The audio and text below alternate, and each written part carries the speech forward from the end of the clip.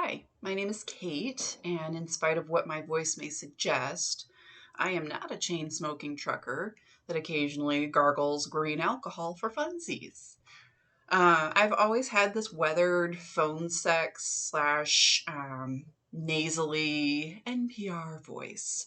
I was never really self conscious about it until my early 20s. At the time, I was working on a cruise ship, and for the purposes of this story, I'll let you know I was pretty cute at the time. Anyhow, I'm sitting at the spa reception, and this beautiful Eastern European man was looking at me, and he seemed absolutely enamored. Now, I lived in a small town most of my life, so I was definitely not used to that kind of attention, and it was nice. Now, this gorgeous man approaches the desk where I was sitting and says, hello. And I try to muster up every ounce of Midwestern charm that I have. So I bat my eyes and smile, and I say, "Yeehaw!" No, I said hello, but I may as well have been making donkey noises because he jumped back. His eyes got really wide, and he immediately said, my God, never did I imagine that voice coming from that lovely face. And he walked away. Now, I'll admit I have a few flaws and a number of red flags, but I never considered my husky voice a flaw until that moment.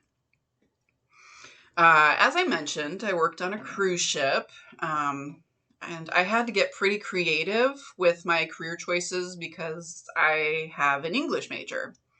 For those of you that made good choices with your money, something I learned was a degree in English will not get you very far in an English-speaking country.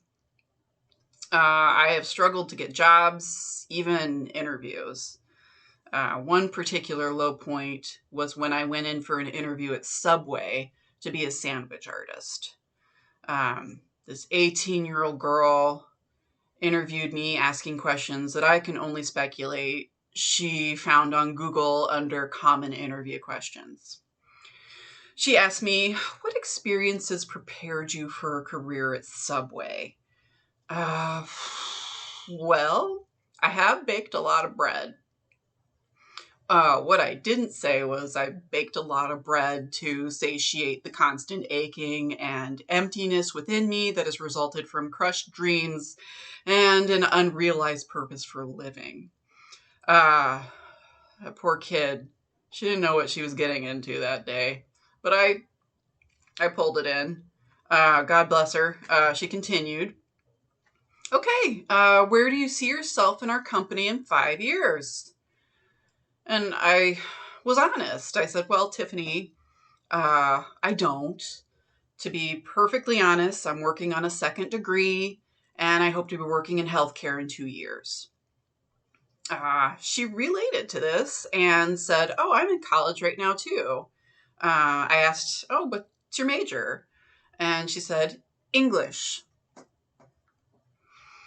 And I said, oh, that was my first degree. And this did not comfort her. So I tried to console her and be like, if I can offer any advice, I would say this. Before you graduate, get an internship or a part-time job, getting experience in anything related to what job you would like to do in the future. At this point, Tiffany is getting a glimpse of her future, and she is visibly distraught. She continued with the interview. Can you list your greatest strength as well as a weakness?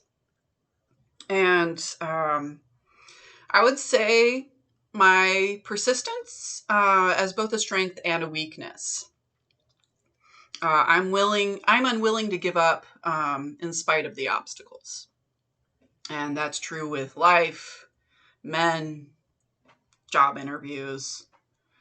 Okay, what is your favorite quote? And I thought, at this point, fuck it. She asked, Well, my favorite quote is from Miguel de Cervantes Saavedra's Don Quixote. The phoenix hope can wing her way through desert skies and still defying fortune's spite, revive from ashes and rise.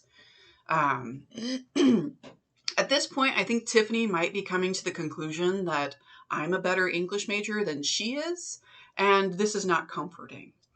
Um, and she continued, is there anything that you would like to include that isn't in your resume um, that is relevant experience to working at Subway? And, oh yeah, I brought a resume because I don't fuck around. So I told her, yeah, I worked in both a bakery and a deli for 3 years while in college. She says, oh, okay, well, I'm going to have you fill out a questionnaire and you'll hear from us in about 6 weeks. 6 weeks? Seriously? To make sandwiches? At this point, I realized I can't even get a job at Subway. So I figure I'm going to be real honest with this questionnaire. Essentially, the majority of questions are asking you if you're willing to narc on your coworkers for stealing chips, sandwiches, smoking weed on or off the clock. And my answers were no. No, Subway. I don't care because I'm in my 30s and I'm not going to initiate some unnecessary drama for some kid that's just living their life. Maybe they are too broke to pay for a meal or need to smoke up to deal with a bullshit job. Also, I don't care because I mind my own fucking business. These corporate overlords pay us as little as humanly possible and expect complete compliance and loyalty? Fuck that. Maybe I should follow my voice. Just start guzzling grain alcohol and trucking. Just driving on the open road. There is something kind of romantic about that, traveling from state to state. But I'm a terrible driver and I don't have great night vision. Maybe Tiffany was right about me. I'm not even fit to be a sandwich maker. And I think maybe that's most of us. Nobody is fit to work a bullshit job for next to nothing. Honestly, if money weren't an issue, we'd have more painters and poets than we would sandwich artists. I think that's why I became an English major. I was young and still had hope that dreams and ambitions mattered. And maybe they do. Since the pandemic, workers have leveraged for better wages and benefits. It's definitely a step in the right direction. I know I come off as cynical, but I am a dreamer at heart. Someday, I'll find a job that values my education and skills so that one day I can be a homeowner and adopt a house full of kids. That's the stuff that really matters, isn't it? The time you have outside of the 9 to 5. So what can we get out of this one for today, kids? I guess I would say rejection is not the worst punishment in life. Straight grain alcohol is.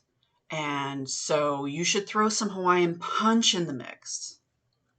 In other words, you're going to have unpalatable disappointments. It's inevitable.